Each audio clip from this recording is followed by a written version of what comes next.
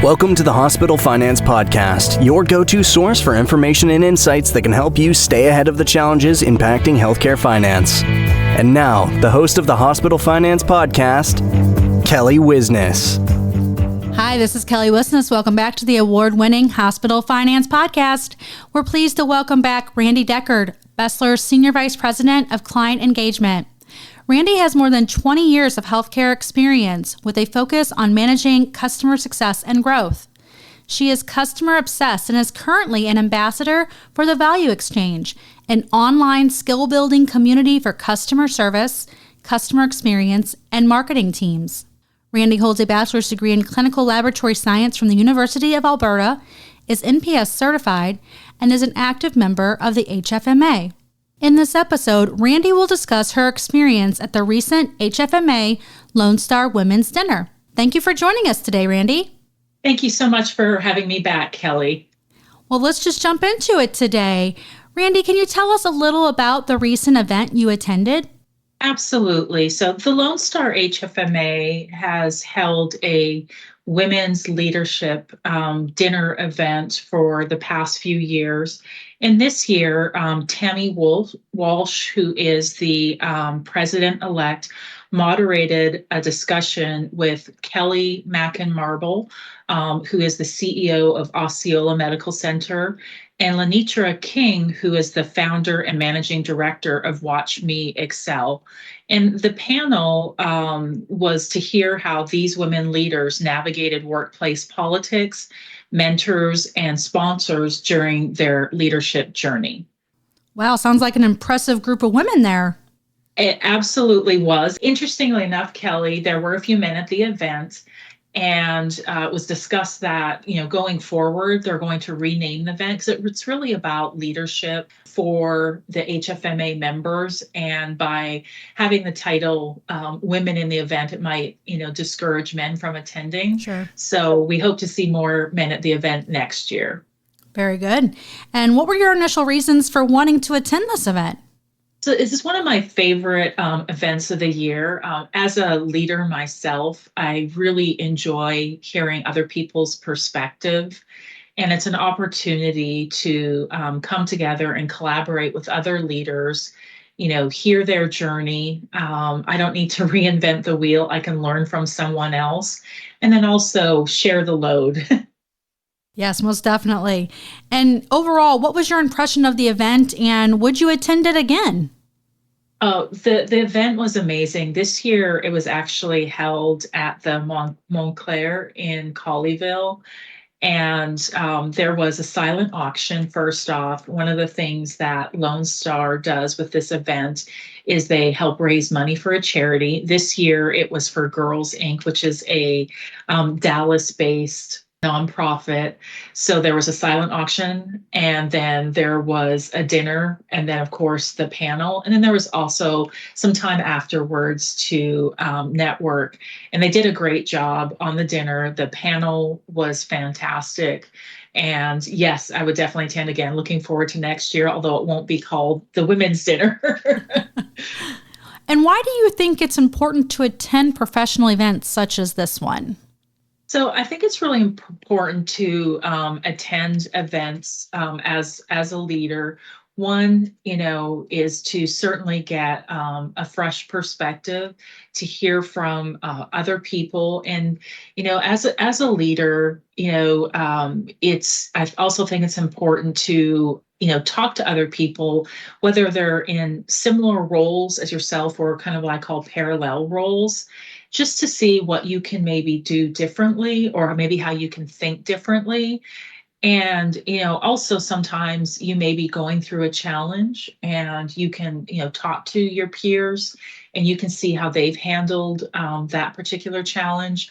And, in this particular event, while it was a panel and we did have a Q&A session at the end, several topics that they brought up impact, leaders, whether you're a more seasoned leader or new leaders. One of the things they talked about was gaslighting. And amazingly enough, a lot of people hadn't heard of gaslighting before. And gaslighting is just basically when you have a leader above you who basically makes you feel like you're not doing your job and makes you feel a little bit crazy, like you're not doing your job, when in fact it's really them, and they kind of are undermining you and your efforts. And the other thing that was talked about was being proactive for yourself, and being able to say no. And this all wrapped around, there's a huge discussion around culture, which I think in healthcare, the industry specifically, there are a lot of staffing challenges, and a lot of organizations are struggling with retaining staff. So culture and your leadership will also impact and reflect that. And so those are just some of the examples of why an event like this can be very helpful, that you can bring back information to your organization, and help you yourself as a leader. And then also, just because when I work with clients, if there's any tidbits that I can share when I've attended events like this, I think it's a great way to add additional value, outside of the professional services or software that we offer. Definitely. And with more and more events happening in person and with schedules and costs, you can't attend them all. How do you determine which events to attend? So I kind of break it down. There are things that I want to, as a leader, make sure that I'm staying on top of trends. So I look at events that can help me from an education perspective, professionally within my role, and then also professionally, just in general as a leader. So those are two of my big priorities: is what ROI am I going to get out of it? Is it something that is going to help the company, where I can potentially bring something back and move business forward? Or is it something that I can bring back and share with the staff? Or is it something professionally I can learn as a leader, which once again impacts the organization that I'm at? And with schedules and costs, the great thing is, some events are virtual, so there's little to no charge, so you can not necessarily so much worry about your budget. But especially when there is travel, I think it's really important to look at the ROI. And sometimes it's not about business ROI in the sense that you actually grow business, but it's also about what you can do and how you can impact within the organization. That's a little bit harder ROI to define, but in the long run, it can have a huge impact on the business. That makes a lot of sense. And do you have any tips for people who either haven't attended an in-person event recently, or maybe they haven't attended an in-person event at all? Absolutely. So I think it's really important, when you choose to go to an event, to do a little bit of research, on who maybe attends these events, or looking up the speakers on LinkedIn. And especially if you've never attended an event in person, or if it's been a while since you've gone in person, one of the things that I think can be a little stressful for someone, especially if you're an introvert, or you get intimidated when there's large groups of people that maybe you don't know anyone, or maybe you know a few people, but because it's a larger group, it's hard to find those folks. Is trying to find out ahead of time, folks who might be attending, or based on the speakers, reaching out using LinkedIn. Hey, I saw that you commented on this event. I see that you're going. This is my first time, or haven't been to this event before. I've attended XYZ event. Would love to connect with you as a peer colleague. And so when you get there, you can already maybe have some people that you're looking forward to meeting. I know for myself, even this event, even though I've attended in the past and I'm an active member of the Lone Star, there were a few people that I hadn't met before. And that was the tactic I used on LinkedIn, because they posted the event and people commented.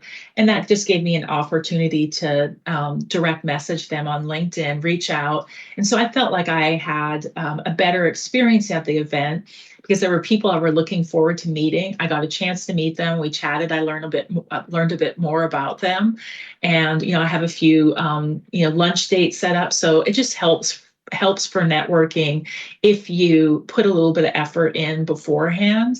And LinkedIn is a great way, especially if they're posting an event and people comment or share.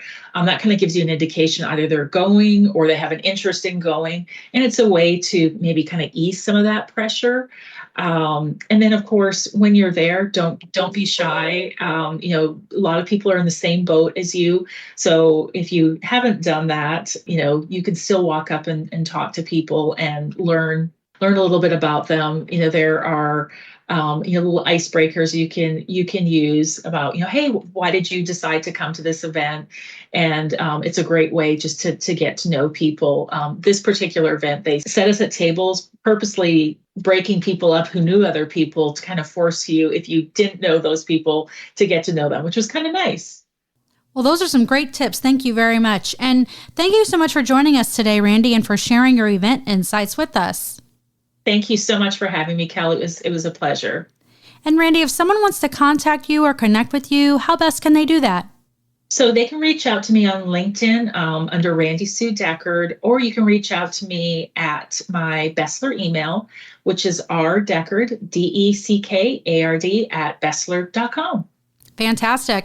And thank you all for joining us for this episode of the Hospital Finance Podcast. Until next time. This concludes our episode of the Hospital Finance Podcast. For show notes and additional resources to help protect and optimize revenue at your hospital, visit Besler.com/podcasts. The Hospital Finance Podcast is a production of Besler. Smart about revenue, tenacious about results.